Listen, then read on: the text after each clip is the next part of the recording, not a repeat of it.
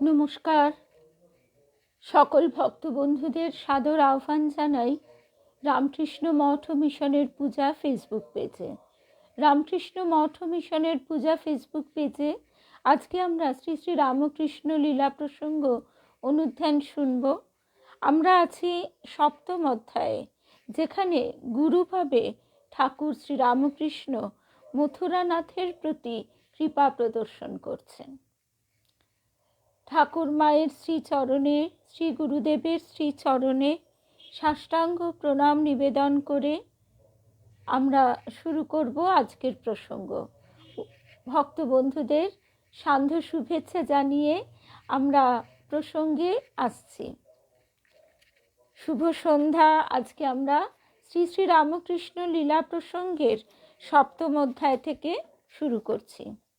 অহম আত্মা গুড়াকেশ সর্বভূতাশয় স্থিতঃ অহমাদিশ্চ মধ্যঞ্চ ভূতানামন্ত এব চ। গীতায় শ্রীকৃষ্ণ অর্জুনকে গুড়াকেশ সম্বোধন করছেন। গুড়াকেশ কথার অর্থ হলো যিনি নিদ্রাকে, নিদ্রারূপ তমকে, যিনি নিদ্রাকে অর্থাৎ নিদ্রারূপ তমকে জয় করেছেন, সেই অর্জুনকে তিনি সম্বোধন করে বলছেন যে এই সমস্ত কিছুর মধ্যেই আমার অবস্থান এবং সৃষ্টি স্থিতি প্রলয় যা কিছু সবই আমা হতেই হচ্ছে, আবার আমাতেই লয়প্রাপ্ত হচ্ছে। শুভ সন্ধ্যা স্বপ্নাদি।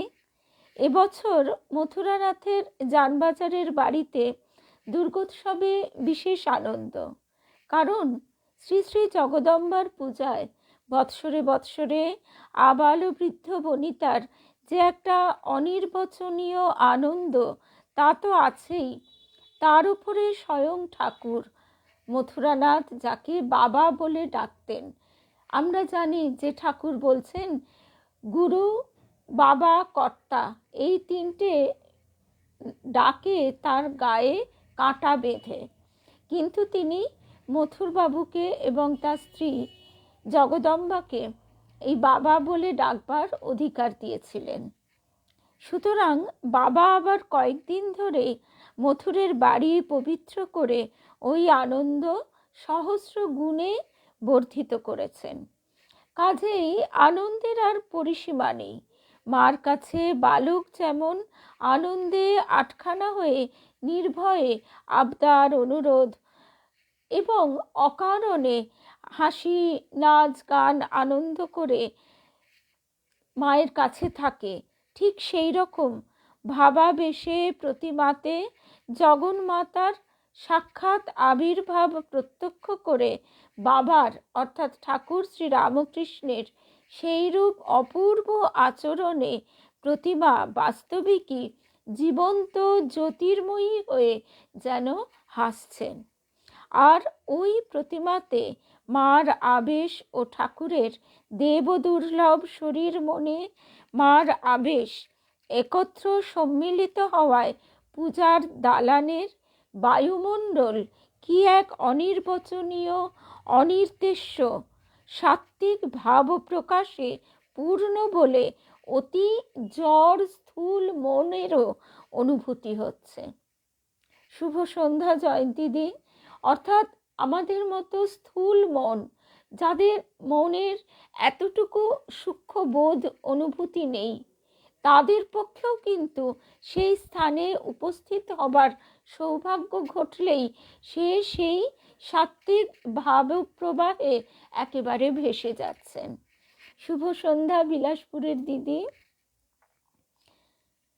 দালান জমজম করছে, উজ্জ্বল হয়ে উঠেছে, আর বাড়ির সর্বত্র যেন সেই অদ্ভুত প্রকাশে অপূর্ব শ্রী ধারণ করেছে। হবারই কথা। স্বামী শারদানন্দজি মহারাজ বলছেন হবারই তো কথা। ধনী মথুরের রাজসিক ভক্তি, অর্থাৎ রাজসিক ভক্তি কাকে বলে? রাজসিক ভক্তি কথার অর্থ আড়ম্বর, আচার, অনুষ্ঠান, শত লোকজন নিমন্ত্রিত, সেই অবস্থাকে সকলকে জানিয়ে যে আচার অনুষ্ঠান, যে পূজা, প্রচুর খরচ করে লোক নিমন্ত্রণ করে, তাকে রাজসিক ভক্তি বলে। চারিপাশে লোকজন জেনে জেনে সবাই ধন্য ধন্য করছে। আর সাত্ত্বিক পূজা, ঠাকুরই বলছেন সাত্ত্বিক পূজা বলরামের রথযাত্রাকে ঠাকুর বলছেন বলরামের সাত্ত্বিক পূজা। এত বড় বাড়িতে এত বড় রথের অনুষ্ঠান হচ্ছে, অথচ বাইরে তার একটুও লোক জানাজানি নেই। শুভ সন্ধ্যা রুমাদি। ধনী মথুরের রাজসিক ভক্তি, ঘর দ্বার, মায়ের প্রতিমা বিচিত্র সাজে সাজাতে, ফল ফুল মিষ্টান্নাদি পূজার দ্রব্য সম্ভারের অপর্যাপ্ত আয়োজনে এবং নহবত ইত্যাদি বাদ্যভাণ্ডের বাহুল্যে মনোনিবেশ করে বাইরের কিছুরই যেন ত্রুটি রাখেনি।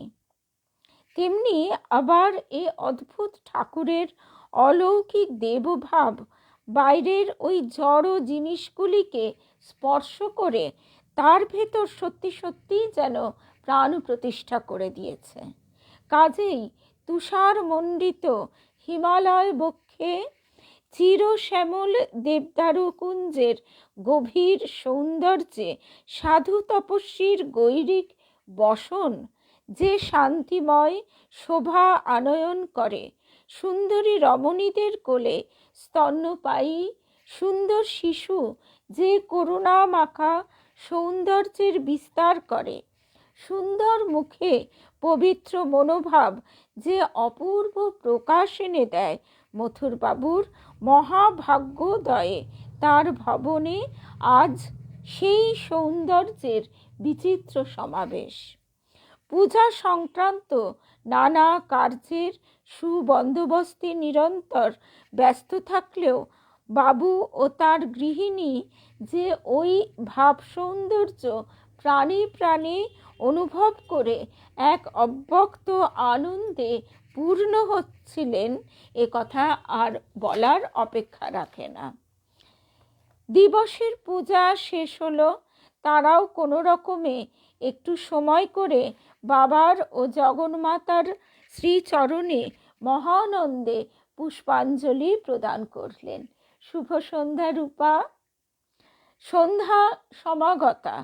এইবার শ্রী শ্রী জগন্মাতার আরাত্রিক হবে। শুভ্রাদি শুভ সন্ধ্যা। বাবা এখন অন্দরে বিচিত্রভাবে আবিষ্ট হয়ে তার পুরুষ শরীরের কথা একেবারে ভুলে গেছেন। কথায় চেষ্টায় কেবলই প্রকাশ যেন তিনি জন্মে জন্মে যুগে যুগে শ্রী শ্রী জগন্মাতার দাসী বা সখী। জগদম্বাই তার প্রাণ মন সর্বস্বের সর্বস্ব।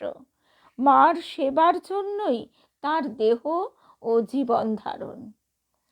ঠাকুরের মুখমণ্ডল ভাবে প্রেমে সমুজ্জ্বল, অধরে মৃদু মৃদু হাসি, চক্ষের চাহনি, হাত পা নাড়া, অঙ্গভঙ্গি সমস্তই স্ত্রীলোক দিকের ন্যায়। শুভ সন্ধ্যা চিনুদি, শর্মিলা ত্রিবেদী, শর্মিলাদি, নিবেদিতা, রুদ্রাণী, শুভ্রাদি, শুভ সন্ধ্যা। ঠাকুরের পরিধানে মথুরবাবু প্রদত্ত সুন্দর গরদের চেলি স্ত্রীলোকদের ন্যায় অমনি করে পড়েছেন। কে বলবে যে তিনি পুরুষ? ঠাকুরের রূপ যেন তখন বাস্তবিকই একেবারে ফুটি ফাটা, ফেটে পড়ত, এমন সুন্দর রং ছিল। মা বলছেন হরিতালের ন্যায় সোনার বরণ। আর ভাবাবেশে সেই রং আরো উজ্জ্বল হয়ে জ্যোতির্ময় রূপ ধারণ করত। শরীর দিয়ে একটা জ্যোতি যেন দপদপ করে প্রকাশিত হতো। সেই রূপ দেখে লোকে চোখ ফিরাতে পারত না, অবাক হয়ে চেয়ে থাকতো, সাধারণ মানুষকে কি এইরকম দেখতে হয়? সে রূপ দেখে লোকে চোখ ফেরাতে পারত না। শ্রী শ্রী মায়ের মুখে শুনেছি বলছেন স্বামী শারদানন্দজি মহারাজ, ঠাকুর শ্রী অঙ্গে যে স্বর্ণ ইষ্ট কবচখানি তখন সর্বদা ধারণ করতেন, তার সোনার রঙে ও ঠাকুরের গায়ের রঙে যেন মেশামেশি হয়ে এক হয়ে যেত। ঠাকুরের নিজ মুখেও আমরা শুনেছি, তখন এমন রূপ হয়েছিল রে যে লোকে চেয়ে চেয়ে থাকতো। শুভ সন্ধ্যা কেয়া চিনুদি, বুক মুখ সবসময় লাল হয়ে থাকতো, আর গা দিয়ে যেন একটা জ্যোতি বেরোতো। লোকে চেয়ে থাকতো বলে একখানা মোটা চাদর সর্বক্ষণ মুড়ি দিয়ে থাকতুম, আর মাকে বলতুম, মা তোর বাইরের রূপ তুই নে, আমাকে ভিতরের রূপ দে। গায়ে হাত বুলিয়ে বুলিয়ে চাপড়ে চাপড়ে বলতুম, ভিতরে ঢুকে যা, ভিতরে ঢুকে যা। তবে কতদিন পরে ওপরটা এই রকম মলিন হয়ে গেল। এই প্রসঙ্গে একটা কথা বলছি, যদি কারোর সৌভাগ্য হয়ে থাকে দীক্ষা দানের দিন মঠ মিশনের গুরু মহারাজ যারা, তাদের দর্শন ও প্রণাম করা, তাহলে কিছুটা বুঝতে পারা যায়। কিছুটা, পুরোটা তো অবশ্যই নয়। আমার গুরুদেবকে আমরা এরকম দেখেছি। তার বুকে তিনি একদিন আমাকে তেল মাখিয়ে দিতে বলেছিলেন, তো আমি জানতাম না, তো তখন আমার বিয়েও হয়নি।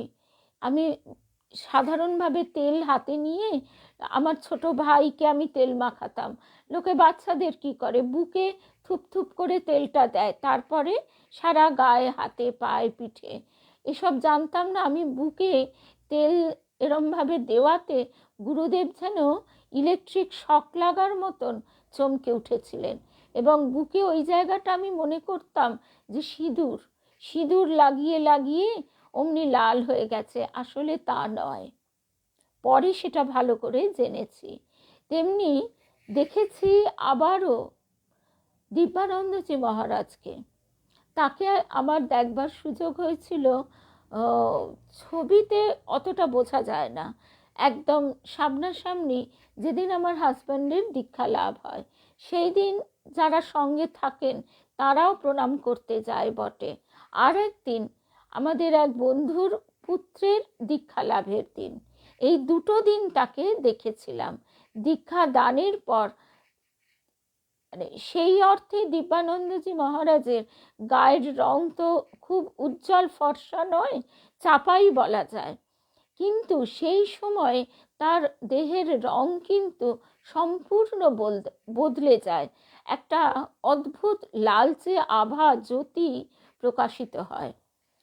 সেটি মানে কখনোই কারোর পক্ষে বর্ণনা দ্বারা বোঝানো সম্ভব নয়। রূপের কথায় ঠাকুরের জীবনের আরেকটি ঘটনা এখানে মনে আসছে। শুভ সন্ধ্যা প্রসেনজিৎ পাল, অমিতা। এই সময় প্রতি বছর বর্ষার সময় ঠাকুর 3-4 মাস কাল জন্মভূমি কামারপুকুরে কাটিয়ে আসতেন। কামারপুকুরে থাকবার সময় মাঝে মাঝে শিয়র গ্রামে ভাগ্নে হৃদয়ের বাড়িতেও যেতেন। ঠাকুরের শ্বশুরবাড়ি জয়রামবাটি গ্রামের ভিতর দিয়ে শিয়রে যাবার পথ। সেখানকার লোকেরাও উপরোধ অনুরোধ করে ঠাকুরকে সেখানে কয়েকদিন বাস করিয়ে নিতেন। ঠাকুরের পরম অনুগত ভক্ত ভাগ্নে হৃদয় তখন সর্বদা ঠাকুরের সঙ্গে সঙ্গে থেকে একদম, এবং সেই ঔজ্জ্বল্য কিন্তু সাধারণভাবে আমরা বলি না আনন্দে খুশিতে মুখ উজ্জ্বল হওয়া, তা কিন্তু নয়। ওই ভাবটি মনের মণিকোঠায় সঞ্চয় করে রাখতে হয়। কামারপুকুরে থাকবার কালে ঠাকুরকে দেখবার ও তার মুখের দুটো কথা শোনবার জন্যে সকাল থেকে সন্ধে পর্যন্ত গ্রামের মেয়ে পুরুষরা ভিড় করে থাকত। সকালেই প্রতিবেশী স্ত্রীলোকেরা বাড়ির সব কাজকর্ম ঝাঁটপাট সেরে স্নান করে জল আনবার জন্যে কলসি কাঁখে নিয়ে আসতেন। এবং কলসিগুলি ঠাকুরের বাড়ির কাছে হালদার পুকুরের পাড়ে রেখে চাটুজ্যের বাড়িতে এসে বসতেন। তখন তার মঠের অত বড় উঁচু পাঁচিল ছিল না, পুরোটাই খোলা, আর একেবারে যেন সেই লাগোয়াই হালদার পুকুর। ওই রকম রাস্তাও করা নেই, দুপাশে রেলিংও নেই, কিছুই নেই, আর সেরকম ঘাটও নেই। প্রত্যুষেই মেয়েরা বাড়ির ঝাঁট পাট সেরে স্নান করে জল আনবার জন্যে কলসি কাঁখে নিয়ে আসতেন এবং কলসিগুলি ঠাকুরের বাড়ির কাছে হালদার পুকুরের পাড়ে রেখে চাটুজ্যেদের বাড়িতে এসে বসতেন এবং ঠাকুরের বাড়ির মেয়েদের আর ঠাকুরের সঙ্গে কথাবার্তায় 1-8 ঘন্টা কাল কখন কেটে যেত, তারপরে তারা স্নানে যেতেন। এরূপ 1-8 দিন নয়, ঠাকুর থাকাকালীন নিত্য হতো। এই অবকাশে আবার কেউ কেউ রাত্রে বাড়িতে কোনো ভালো মন্দ মিষ্টান্নাদি তৈরি করা হলে তার অগ্রভাগ তুলে রেখে তা নিয়ে এসে ঠাকুরকে দিতেন। রঙ্গরসপ্রিয় ঠাকুর এরা রাত্রি প্রভাত না হতে এসে উপস্থিত হন দেখে কখনো কখনো রঙ্গ করে বলতেন, ওগো, শ্রী বৃন্দাবনে নানাভাবে নানা সময়ে শ্রীকৃষ্ণের সহিত গোপীদের মিলন হতো। পুলিনে জল আনতে গিয়ে গোষ্ঠ মিলন, সন্ধেবেলা ঠাকুর যখন গরু চড়িয়ে ফিরতেন তখন গোধূলি মিলন, তারপর রাত্রে রাসে মিলন, এই রকম সব আছে। তা হ্যাঁ গা, এটা কি তোদের স্নানের সময়ের মিলন নাকি? ঠাকুর পরবর্তীকালে বিজ্ঞানানন্দজি মহারাজকে বলেছিলেন যে দাপরে তিনি বৃন্দাবনের গোপীদের নিয়ে প্রেমের লীলা খেলা দেখিয়েছিলেন। সেই কথা শুনে বিজ্ঞানানন্দজি মহারাজ তখন তিনি নিজেই বলছেন, তখন আমি কলেজের ছোকরা, শুনে হো হো করে হেসে উঠেছিলাম। তারা ঠাকুরের কথা শুনে হেসে গড়াগড়ি দিতেন। কি মিষ্টি কথা! তা হ্যাঁ গা, এটা কি তোদের স্নানের সময়ের মিলন নাকি? এই কথা শুনে তারা হেসে গড়াগড়ি দিতেন। মেয়েরা দিনের রান্না বান্না করতে চলে যাবার পর পাড়ার পুরুষেরা ঠাকুরের কাছে এসে যার যতক্ষণ ইচ্ছে বসে বসে কথাবার্তা কইত। আবার যেই না বিকেল হলো, স্ত্রীলোকেরা আসতো এবং সন্ধ্যার পর রাত্রি হলে আবারও পুরুষদের কেউ কেউ এসে উপস্থিত হতো। তখন মেয়েদের সবসময়ই মনের মধ্যে ইচ্ছা হতো কতক্ষণে ঘরের কাজ সেরে জল আনতে যাবে। সত্যি তাই, যুগে যুগান্তরে রূপে রূপান্তরে সেই একই লীলা যেন বারবার সংঘটিত হয়। দূর দূরান্তর থেকেই যে ছেলে পুরুষ মেয়ে বউরা আসতো তা নয়, তারা প্রায় অপরাহ্নে এসে সন্ধ্যার পূর্বে চলে যেত। এইভাবে সমস্ত দিন যেন সেই রথ দোলের দিনের মতন ভিড় লেগে যেত। একবার কামারপুকুর থেকে ওই রকম জয়রামবাটি ও শিওর যাবার বন্দোবস্ত হয়েছে। অনুক্ষণ ভাব সমাধিতে থাকায় ঠাকুরের অঙ্গ বালক বা স্ত্রীলোকের ন্যায় সুকোমল হয়ে গিয়েছিল। অল্প দূর হলেও পালকি গাড়ি ছাড়া পায়ে হেঁটে যেতে পারতেন না। সেই জন্য জয়রামবাটি থেকে শিওর যাবার জন্য পালকি আনা হয়েছে। হৃদয় সঙ্গে যাবার জন্য প্রস্তুত। ঠাকুর আহার আনতে পান খেতে খেতে লাল চেলি পরে হাতে সোনার ইষ্ট কবচ ধারণ করে পালকিতে উঠে বসলেন। দেখেন রাস্তায় পালকির কাছে ভিড় লেগে গেছে, চারিদিকে স্ত্রী পুরুষ সব হাঁ করে দাঁড়িয়ে আছে। দেখে আশ্চর্য হয়ে ঠাকুর হৃদয়কে জিজ্ঞাসা করছেন, ও হৃদু, এত ভিড় কিসের রে? হৃদয় বলছে, কিসের আর, এই যে তুমি আজ ওখানে যাবে আর এরা এখন তোমাকে কিছুদিন তো দেখতে পাবেনি, তাই সব তোমায় দেখতে এসেছে। ঠাকুর তখন বলছেন, আমাকে তো রোজ দেখে, আজ আবার কি নতুন দেখবে। ঠাকুরকে হৃদয় তখন এই কথা শুনে বলছেন, আহা গো অমিতা, এই এক একটি ক্ষণ আমাদের হৃদয়ে চির অঙ্কিত হয়ে থাকে। হয়তো সেই মুহূর্তে তার গভীরতা বা গুরুত্ব তক্ষুনি বুঝে উঠতে পারি না, কিন্তু সেইটি আমাদের বারে বারে বারে বারে মনের আকাশে ফুটে ওঠে। তার ঠাকুর যখন বলছেন আমাকে তো রোজ দেখে, আজ আবার কি নূতন দেখবে। ঠাকুরের এই কথা শুনে হৃদয় বলছেন, এই চেলি পরে সাজলে গুজলে, পান খেয়ে তোমার ঠোঁট দুখানি লাল টুকটুকে হলে খুব সুন্দর দেখায়, তাই সব দেখবে আর কি। তার সুন্দর রূপে এরা আকৃষ্ট শুনেই ঠাকুরের মন এক অপূর্ব ভাবে পূর্ণ হলো। ভাবলেন, হায় হায়, এরা সব এই দুদিনের বাইরের রূপটা নিয়েই ব্যস্ত, ভিতরে যিনি রয়েছেন তাকে কেউ দেখতে চায় না। রূপে বিতৃষ্ণা তো তার পূর্ব হতেই ছিল, এই ঘটনায় আরো সহস্র গুণে বেড়ে গেল।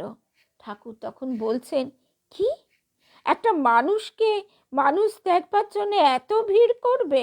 যা, আমি আর কোথাও যাবনি, যেখানে যাব সেখানেই তো লোকে এইরকম ভিড় করবে বলে ঠাকুর বাড়ির ভেতরে নিজের ঘরে গিয়ে কাপড় চোপড় সব খুলে ক্ষোভে দুঃখে চুপ করে বসে রইলেন। দিন ভাবে পূর্ণ ঠাকুর সেদিন বাস্তবিকই জয়রামবাটি ও শিয়রে গেলেন না। হৃদয় ও বাড়ির সকলে কত করে বোঝালো, সব ভেসে গেল। আপনার শরীরটার উপর এ অলৌকিক পুরুষের যে কি তুচ্ছ হেয় বুদ্ধি ছিল, তা একবার হে পাঠক ভেবে দেখো।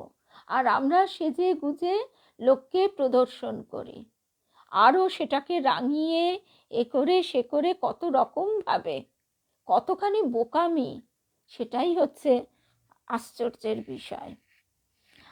আর স্বামী শরৎ মহারাজ, স্বামী শারদানন্দজি মহারাজ এবার বলছেন, আর ভাবো দেখি আমাদের কথা, কি রূপ রূপ করে পাগল, কি মাজা ঘষা, আরশি, চিরুনি, খুর, ভাঁড়, বেসন, সাবান, এসেন্স, পোমেডের ছড়াছড়ি। তখন তো যা ছিল এখন তো তার সহস্র গুণ বেড়ে গেছে। লোক, মহারাজজি যদি জানতেন, লোকের হাতের নখে আবার নকল নখ লাগায়, চোখের ওপর নকল আইল্যাশ পরে। যাই হোক, পাশ্চাত্যের অনুকরণে হাড় মাসের খাঁচাটার ওপর নিত্য ভ্রমের বাড়াবাড়ি করে একেবারে উৎসন্ন যাবার হুড়োহুড়ি। পরিষ্কার পরিচ্ছন্ন থেকে শুদ্ধ পবিত্রভাবে পূর্ণ থাকা আর এটা দুই কি এক কথা হে বাপু? যাক, আমরা জানবাজারের পূর্ব কথাই বলি, বলছেন শরৎ মহারাজ। জগদম্বার আরাত্রিক আরম্ভ হয়, ঠাকুরের কিন্তু সে ভাব আর ভাঙে না। মথুরবাবুর পত্নী শ্রীমতী জগদম্বা দাসী ঠাকুরকে কোনো রূপে প্রকৃতিস্থ করে বাড়ির মেয়েদের সঙ্গে আরতি দেখতে যাবেন মনে করেছিলেন, কিন্তু ঠাকুরের ওই রকম ভাবাবেশের বিরাম নেই দেখে এবং তাকে একাকী ফেলে যাওয়াটাও যুক্তিসঙ্গত নয় ভেবে কিংকর্তব্য বিমূঢ়া হয়ে কি করবেন আর ভেবে পাচ্ছেন না। ভাবলেন, করি কি? শুভ সন্ধ্যা। শুভ সন্ধ্যা সকল ভক্ত বন্ধুদের। সঙ্গীতা, শুভ সন্ধ্যা। জগদম্বার আরাত্রিক কোথায় গেল? হ্যাঁ, জগদম্বার আরাত্রিকের বাজনা বেজে উঠলেই সে নিশ্চয়ই সেখানে ঊর্ধ্বশ্বাসে ছুটিবে।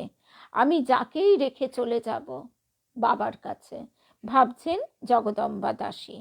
আর বাবাও তো ভাবে বিহ্বল হলে নিজেকে আর সামলাতে পারেন না। একবার তো ওইভাবে বাহ্যজ্ঞান শূন্য অবস্থায় গুলের আগুনের ওপর পড়ে গিয়েও হুঁশ হয়নি। পরে সে ঘা কতদিনে কত চিকিৎসায় সেরেছে। একাকী রেখে গেলে এ আনন্দের দিনে পাছে একটা ওই রকম বিভ্রাট ঘটে যায়, তখন উপায় আর কর্তাই বা কি বলবেন, ভাবছে জগদম্বা দাসী। মথুরবাবুও তো রাগ করবেন যে তুমি বাবাকে ওই রকম বেহুশ ভাবাবস্থায় ফেলে আরতি দেখতে চলে এলে। আর ঠিকই যাকেই রেখে যাবেন সে তো মায়ের আরাত্রিকের বাজনা শুরু হলেই তাদের তো আর দায় ঠেকেছে ওরকম পাগল ছোট ভট্টাচার্যকে দাঁড়িয়ে দাঁড়িয়ে পাহারা দেবার। তারা কি ভাববে, ভাববে ও পাগল পাগলামি করুক, আমি দেবীর আরতি দেখি, মায়ের আরতি দেখি, এটাই স্বাভাবিক। তখন মনে একটা উপায় এসে জুটল জগদম্বার। তাড়াতাড়ি নিজের বহুমূল্য গহনা সকল বের করে বাবাকে পরাতে পরাতে তার কানের গোড়ায় বারবার বলতে লাগলেন, ও বাবা, বাবা চলো না, চলো, মার যে আরতি হবে, মাকে চামর করবে না, চলো। এমনি করে মাকে আরতি করবেন যেন দুই সখী, এই ভাবটা ঠাকুরের মনের মধ্যে তখন একটু একটু করে জেগে উঠল। ঠাকুরের মধ্যে তখন এমনিতেই অমনি গরদের কাপড় পরে মেয়েদের মতো করে কাপড় পরেছেন, তাতে করে ঠাকুরকে এমনি মনে হচ্ছে যেন মায়ের সখী বা দাসী। এ কথা আমরা আগেই শুনেছি। ভাবাবেশে ঠাকুর যতই কেন বাহ্য জ্ঞান শূন্য হন না, যে মূর্তি ও ভাবে তার মন সমাধিস্থ হয়েছে, তাছাড়া অপর সকল বস্তু, ব্যক্তি ও ভাব সম্বন্ধ হতে তার মন যতই কেন দূরে গিয়ে পড়ুক না, এটা কিন্তু সবসময় দেখা গেছে যে ওই রূপের বা ওই ভাবের অনুকূল কথা কয়েকবার তার কানের কাছে বললেই তখনই তার মন সেই ভাবে আকৃষ্ট হতো এবং তা সহজেই সেইটি ধরতে বা বুঝতে সক্ষম হতো। শুভ সন্ধ্যা তৃপ্তি, বিজয় মৈত্র, শঙ্খ ঘোষ, অমিতার সঙ্গে তো আগেই দেখা, অনিতা, শুভ সন্ধ্যা। একাগ্র চিত্তের নিয়ম ও আচরণ যে এরূপ হয়ে থাকে তা মহামুনি পতঞ্জলি প্রভৃতির যোগশাস্ত্রে সবিস্তার না হোক সূত্রাকারে লিপিবদ্ধ আছে। অতএব শাস্ত্রজ্ঞ পাঠকের ঠাকুরের মনের ওইরূপ আচরণের কথা বুঝতে বিলম্ব হবে না। আর বহু পুণ্য ফলে যারা কিছুমাত্র চিত্তের একাগ্রতা জীবনে লাভ বা অনুভব করেছেন তারা আরও সহজে এ কথা বুঝতে পারবেন। সুতরাং আমরা প্রকৃত ঘটনারই অনুসরণ করি। মথুরবাবুর পত্নীর কথা ঠাকুরের কর্ণে প্রবেশ করল। অমনি তিনি অনেকটা প্রকৃতিস্থ হয়ে অর্ধবাহ্য দশায় আনন্দে উৎফুল্ল হয়ে জগদম্বার সঙ্গে সঙ্গে চললেন। তারা ঠাকুর দালানে পৌঁছনো মাত্র আরতির বাজনা বেজে উঠল। ঠাকুরও সব মহিলাদের দ্বারা পরিবৃত হয়ে চামর হাতে প্রতিমাকে বেজন করতে লাগলেন। দালানের একদিকে তখনকার সামাজিকতা অনুযায়ী দালানের একদিকে মেয়েরা আর অপর দিকে মথুরবাবু প্রমুখ পুরুষেরা দাঁড়িয়ে শ্রী শ্রী জগদম্বার আরতি দেখতে লাগলেন। সহসা মথুরবাবুর দৃষ্টি পড়ল যেদিকে মেয়েরা দাঁড়িয়ে আছেন। মথুরবাবু সেদিকে তাকিয়ে বিস্ময়ে হতবাক হয়ে গেলেন। তিনি দেখলেন তার স্ত্রীর পাশে অপূর্ব বিচিত্র বস্ত্রভূষণে সজ্জিত হয়ে অদৃষ্টপূর্ব সৌন্দর্য বিস্তার করতে করতে কে যেন দাঁড়িয়ে চামর করছেন। বারবার দেখেও মথুরবাবু বুঝতে পারলেন না তার স্ত্রীর পাশে উনি কে। তখন ভাবলেন যে হয়তো তার পত্নীর পরিচিতা কোনো সঙ্গতি সম্পন্ন লোকের গৃহিণী নিমন্ত্রিতা হয়ে এসেছেন। কিছুমাত্র মথুরবাবু তার বাবাকে চিনতে পারলেন না। আরতি সাঙ্গ হলো। অন্তঃপুরবাসিনীরা শ্রী শ্রী জগদম্বাকে প্রণাম করে তাদের নির্দিষ্ট স্থানে চলে গেলেন এবং যে যার নিজ কার্যে ব্যাপৃতা হলেন। ঠাকুরও ওই রকম অর্ধবাহ্য দশায় মথুরবাবুর পত্নীর সঙ্গে এমনভাবে ভিতরে গেলেন যেন মনে হলো মথুরবাবু ভাবছেন যে তার স্ত্রীর কোনো ঘনিষ্ঠ সখী। ক্রমে সম্পূর্ণ সাধারণভাবে প্রকৃতিস্থ হয়ে যখন অলঙ্কারাদি খুলে রেখে বাইরে পুরুষদের কাছে এসে বসলেন ও ধর্মপ্রসঙ্গ তুলে নানা দৃষ্টান্ত দ্বারা সকলকে সরলভাবে বুঝিয়ে চিত্ত হরণ করতে লাগলেন, তখন মথুরবাবু তখনও কিন্তু কিছু অনুমান করতে পারলেন না। তার বেশ কিছুক্ষণ পরে মথুরবাবু কার্যান্তরে অন্দরে গিয়ে কথায় কথায় তার পত্নীকে জিজ্ঞাসা করলেন, আচ্ছা, আরতির সময় তোমার পাশে দাঁড়িয়ে কে চামর করছিলেন? মথুরবাবুর পত্নী তাতে হেসে বললেন, সে কি গো, তুমি চিনতে পারোনি? বাবা ভাবাবস্থায় ওই রূপে চামর করছিলেন। তা হতেই পারে, মেয়েদের মতো কাপড় চোপড় পরলে বাবাকে তো মহিলা বলেই মনে হয়, পুরুষ বলে বোধ হয় না। মথুরবাবুকে তারপর জগদম্বা দাসী আদ্যপান্ত সমস্ত ঘটনা খুলে বললেন। মথুরবাবু একেবারে অবাক হয়ে স্তব্ধ হয়ে সমস্ত কথা শুনে বলছেন, তাই তো বলি, সামান্য বিষয়ও না ধরা দিলে বাবাকে চেনে কার সাধ্যি? দেখো না, 24 ঘন্টা দেখে ও একত্র থেকেও আজ তাকে চিনতে পারলুম না। আমি তো মনে করেছিলাম তোমার কোনো অন্তরঙ্গ সখী। সপ্তমী, অষ্টমী, নবমী এইভাবে পরমানন্দে কেটে গেছে। আজ বিজয়া দশমীর প্রাতঃকাল। পুরোহিত তাড়াতাড়ি শ্রী শ্রী জগদম্বার সংক্ষেপ পূজা সারিয়া লইতেছে, কারণ নির্দিষ্ট সময়ের মধ্যে দর্পণ বিসর্জন করতে হবে। পরে সন্ধ্যার পর প্রতিমা বিসর্জন। মথুরবাবুর বাড়ির সকলেরই মনে একটা বিষাদের ছায়া, যেন একটা হৃদয়ের অতি প্রিয় বস্তু বা ব্যক্তির সঙ্গে অপরিহার্য আশু বিচ্ছেদ বেদনা। পৃথিবীর অতি বিশুদ্ধ আনন্দের পিছনেও এই রকম একটা বিষাদ ছায়া সর্বদা সংলগ্ন আছে। এই নিয়মের বশেই বোধহয় অতি বড় ঈশ্বর প্রেমিকের জীবনেও আমরা সময়ে সময়ে অসহ্য ঈশ্বর বিরহের সন্তাপ এসে তাকে কাঁদিয়ে আকুল করছে দেখতে পাই। আর কঠিন মানব আমাদের হৃদয়ও বিজয়ার দিনে প্রতিমা বিসর্জন দিতে গিয়ে উষ্ণ অশ্রু বর্ষণ করে। মথুর পত্নীর তো কথাই নেই। আজ সকাল থেকে সমস্ত কর্ম সারতে সারতে কতবার যে চোখের জল মুছছেন তার আর ইয়ত্তা নেই। বাইরে মথুরবাবুর কিন্তু আজকের কথা এখনো ধারণা হয়নি। তিনি আগের মতোই আনন্দে উৎফুল্ল। তিনি জগদম্বাকে ঘরে এনে এবং বাবার অলোক সামান্য সঙ্গ ও অচিন্ত কৃপা বলে আনন্দে আত্মহারা হয়ে আপনাতে আপনি ভরপুর হয়ে রয়েছেন। বাইরে কি হবে না হবে তা এখন খোঁজেকে, আর খোঁজবার আবশ্যকই বাকি। মাকে ও বাবাকে নিয়ে এইভাবেই দিন কাটবে। এই আনন্দে আত্মহারা হয়ে মথুরবাবু একেবারে ভরপুর হয়ে আছে।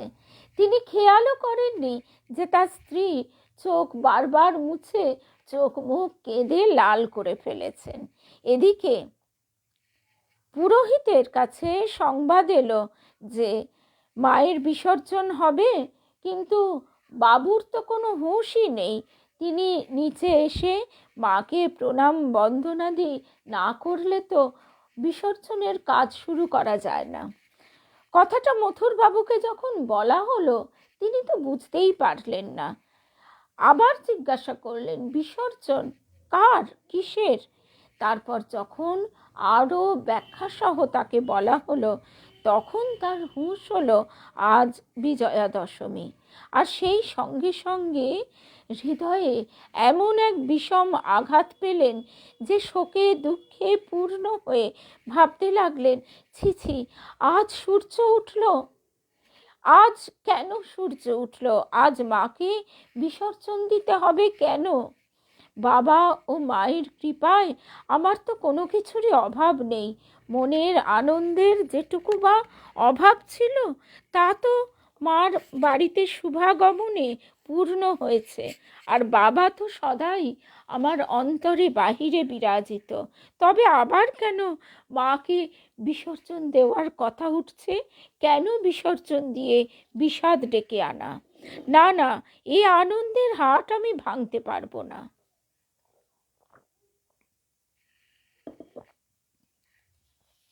মায়ের বিসর্জন, মায়ের বিসর্জন মনে হলেও যেন প্রাণ কেমন করে ওঠে। এরকম নানা কথা ভাবতে ভাবতে তার চোখ দিয়ে দর দর ধারে জল পড়তে লাগলো।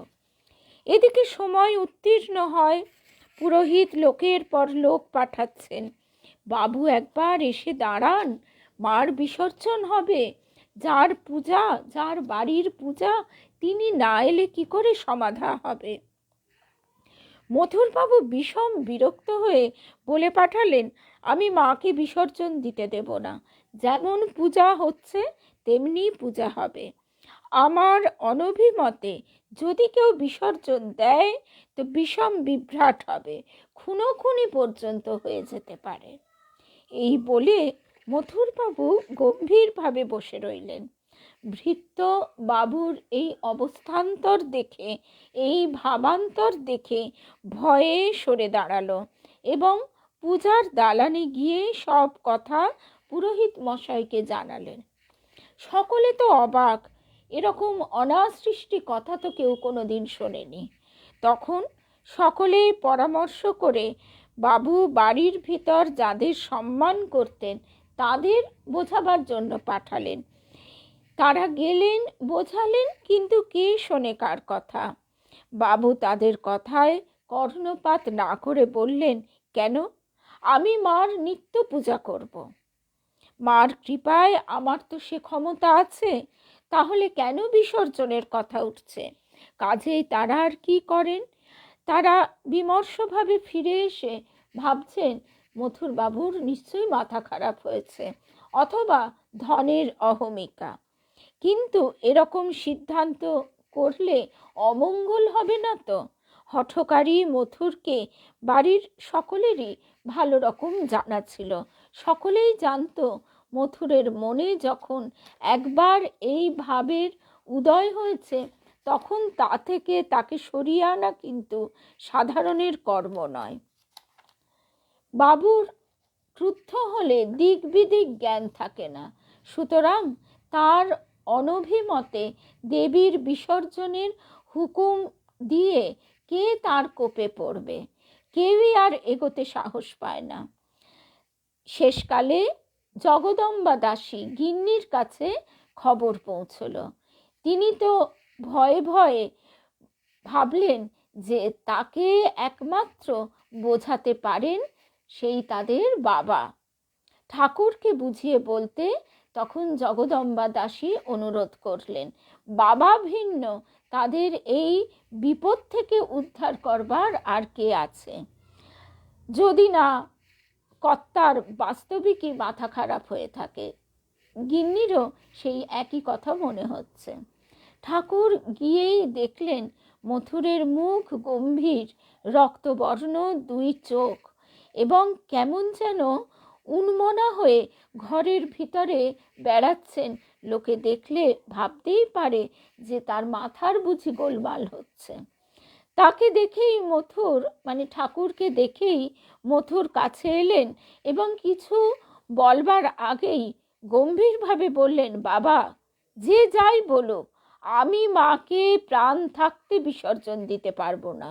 বলে দিয়েছি নিত্য পূজা করব, মাকে ছেড়ে কেমন করে থাকব।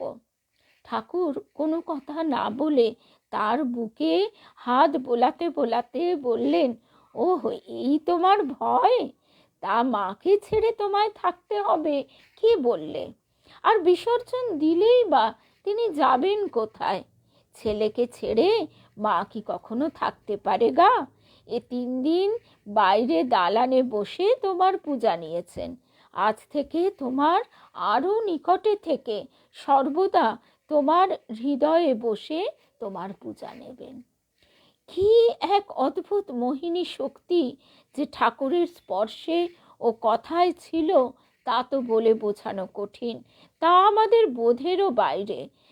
অনেক লোক এসে তার সঙ্গে কোনো বিষয়ে বিরুদ্ধ মত অবলম্বন করে খুব তর্ক করছে মথুরবাবুর সঙ্গে। তার সিদ্ধান্ত কিছুতেই নিচ্ছে না। ঠাকুর কিন্তু কোনো কৌশলে কোনোভাবে, মথুরবাবু না, সকলের ক্ষেত্রেই কোনোভাবে তার অঙ্গ স্পর্শ করে দিতেন, আর অমনি তখন থেকে তার মনের স্রোত যেন সম্পূর্ণ বদলে যেত।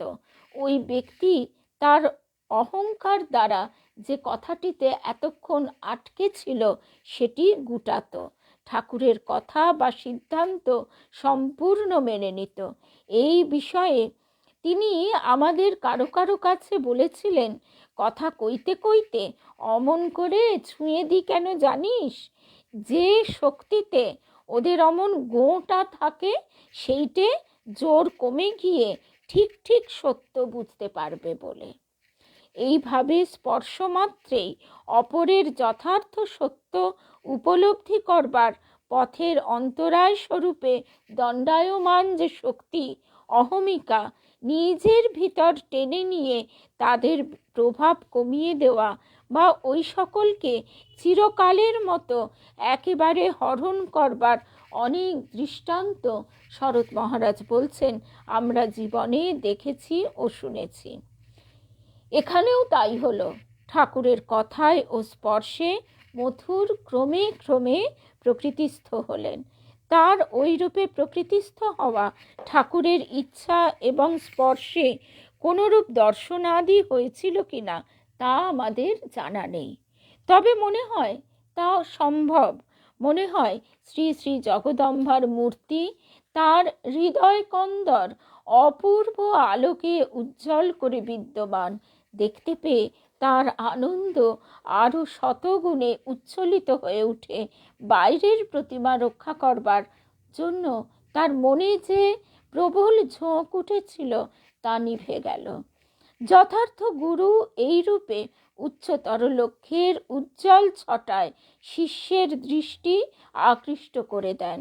কাজেই তখন নিম্নাঙ্গের ভাব দর্শনাদি তার মন থেকে আপনা আপনি খসে যায়। আজকে এই পর্যন্ত। তার কৃপায় আমাদেরও যেন মন থেকে এই জাগতিক কামনা বাসনা, জাগতিক আনন্দের জন্য লালায়িত হওয়ার যে প্রবল ভাব সেটিও যেন ক্রমশ কমে যায়। আমরা যেন অন্তরে বাহিরে একমাত্র সেই শ্রী রামকৃষ্ণ রূপ দেখতে পাই। জয় রামকৃষ্ণ, জয় রামকৃষ্ণ।